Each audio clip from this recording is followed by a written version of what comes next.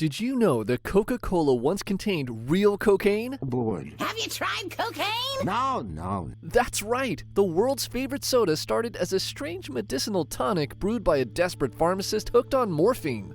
But even after the cocaine was removed, That cocaine isn't mine. Coke's ingredients have stayed mysterious, sparking debates, health concerns, and even conspiracy theories.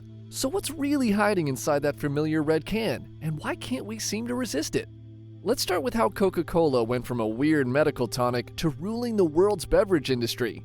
It all began in 1886 with John Stith Pemberton, a morphine-addicted pharmacist desperate to kick his drug habit. Looking for relief, he cooked up a bizarre brew made from coca leaf extract, yes, the same plant that gives us cocaine, and wine, calling it French wine coca. But when Prohibition banned alcohol, he swapped the wine for sugary syrup and carbonated water. The result? Coca-Cola was born, a shady start for a future global icon. At first, Pemberton marketed his creation as a brain tonic that could cure headaches and boost energy. The truth? You can't handle the truth! It worked because of the cocaine. By 1929, Coke quietly removed the drug but kept the refreshing marketing vibe. Selling sugar water wasn't enough though. Coca-Cola's real genius was selling emotions. Through clever ads featuring smiling families, skating polar bears, Santa Claus, and even soldiers during World War II, Coke convinced the world that happiness came in a bottle. But what is happiness? It's a moment before you need more happiness. But Coca-Cola's ingredients have always been shrouded in mystery, and that's exactly how the company likes it. While the official recipe's locked away in a high-security vault, some of its more controversial components are well known. One of the most eyebrow-raising is the continued use of coca leaf extract. Although they claim to have removed all traces of cocaine by 1929, Coca-Cola still uses decocainized coca leaves today.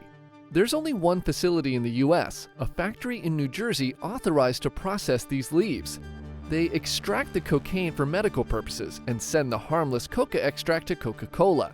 So technically the same leaves that once made the drink infamous are still part of the secret formula, just minus the illegal buzz. And then there's the caramel coloring, responsible for Coke's signature dark brown hue. The specific type they use, known as E150D, has sparked some health concerns. It can produce a chemical called 4-MEI, which has been linked to cancer in lab studies. Although regulatory agencies insist it's safe in small amounts, its presence still raises questions about what exactly is in that iconic red can. Nothing at all. It's all good. Oh, and if you're not subscribed yet, are you even ready for more crazy stories like this? Hit that subscribe button now, or risk missing out on the wildest secrets you'll wish you knew sooner. And next time you sip a Coke, remember, you're not just drinking soda, you're drinking the result of history's most brilliant marketing campaign. But Coca-Cola didn't just stop at being a popular drink, it became something much deeper in unexpected corners of the world. When you think of Coca-Cola, you probably picture a cold drink on a hot day, not a sacred offering in a spiritual ritual. But in San Juan Chamula, a small town in Chiapas, Mexico, Coke has become exactly that, a religious symbol deeply rooted with local traditions. The indigenous Tzotzil Maya community in this region has long practiced spiritual ceremonies involving offerings to their gods. Traditionally, these offerings included items like candles, flowers, and a fermented sugarcane liquor called posh. But over time, Coca-Cola became a modern replacement thanks to its fizzy carbonation, which locals believe helps expel evil spirits when they burp during rituals. Inside the town's main church, you'll see Coke bottles placed alongside religious icons, surrounded by flickering candles while villagers sip and pray. But this cultural connection has come at a dangerous cost. Chiapas has one of the highest per capita consumption rates of Coca-Cola in the world, about 2.2 liters per person per day.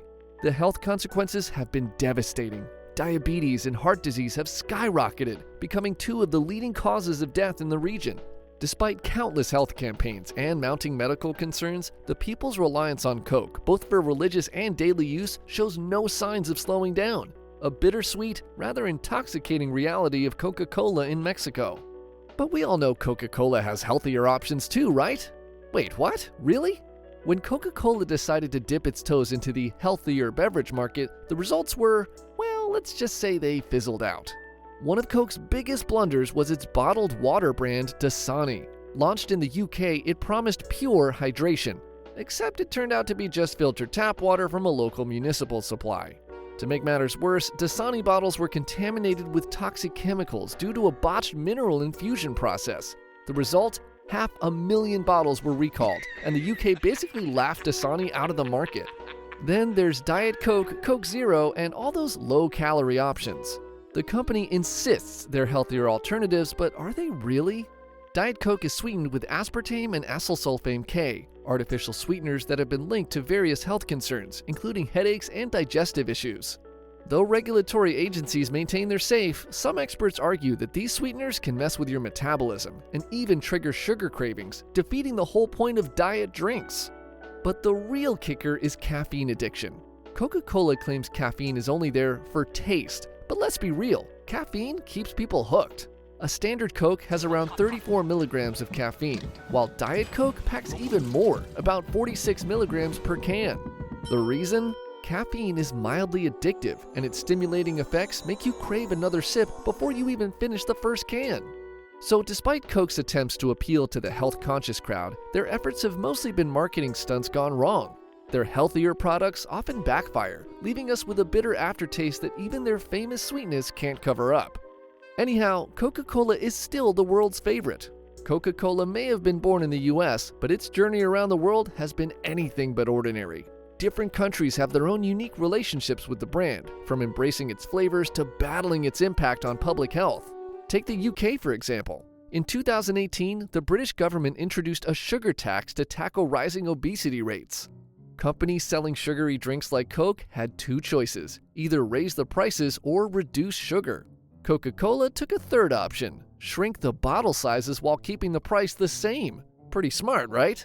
British Coke bottles went from 2 liters to 1.5 liters, while Coke Zero with no sugar stayed at 2 liters.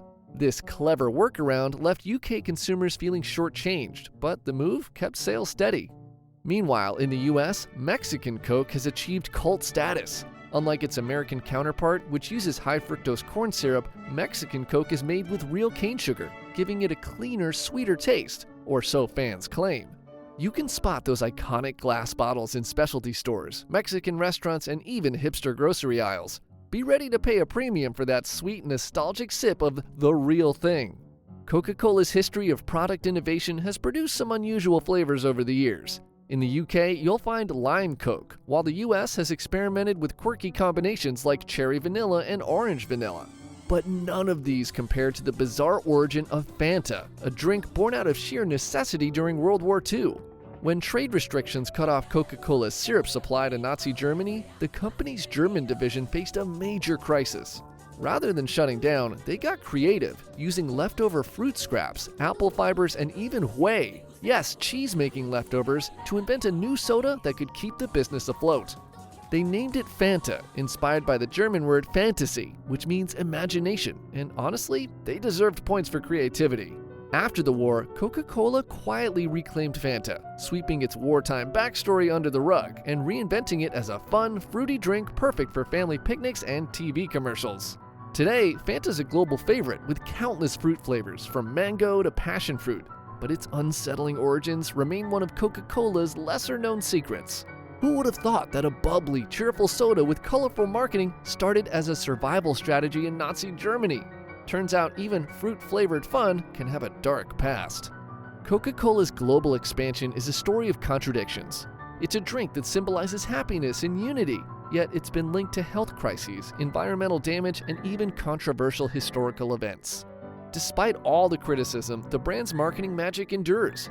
For many, grabbing a Coke isn't just about taste. It's about comfort, nostalgia, and the promise of simpler, happier times. Maybe that's the real secret formula keeping the world coming back for more. Curious for more jaw-dropping stories? Click on the suggested videos on your screen and uncover the untold secrets you won't believe. Share your thoughts in the comments below. We want to know what surprised you the most.